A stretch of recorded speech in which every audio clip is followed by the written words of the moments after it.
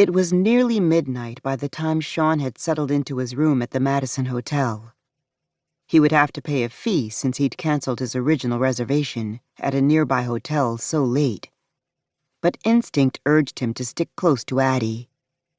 Something in his gut told him the attack on her tonight hadn't been a run-of-the-mill mugging. Not that Addy's life was any of his business. She'd made that pretty clear by not returning any of the phone calls or texts he'd sent after their night together. So why had he gotten a room at her hotel? His phone rang before he could work out a satisfactory answer to that question. He didn't need to see the screen to know the call came from his older brother, Ryan. "Hello," Shawn answered. "Why haven't you been answering your phone? Are you there yet?" Ryan asked without preamble. "I'm great, thanks. The drive was lovely." Shawn deadpanned, attempting to cut through some of the tension coming from Ryan's end of the call.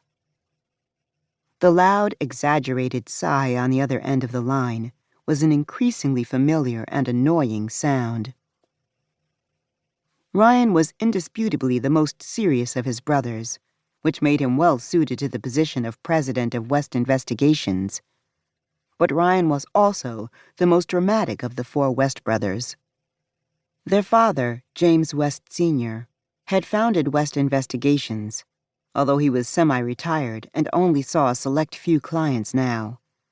James Sr. liked to joke he'd reached the age where he could earn his money on the golf course, and Shawn and Ryan didn't disagree. They'd taken over the reins at West since their two older brothers' interests lay elsewhere. Maybe it was the added pressure of being newly married with a baby on the way, but Ryan had been riding everyone at West harder than usual, Shawn in particular. "Shawn, this is serious.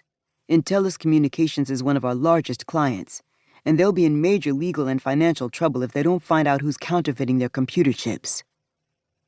Shawn rolled his eyes even though his brother couldn't see it. "Relax, Rye.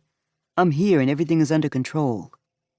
He'd been scoping out the headquarters of Spectrum Industries, one of the businesses West had identified as possibly being involved in the corporate espionage against Intellis, when he'd seen Addy being attacked.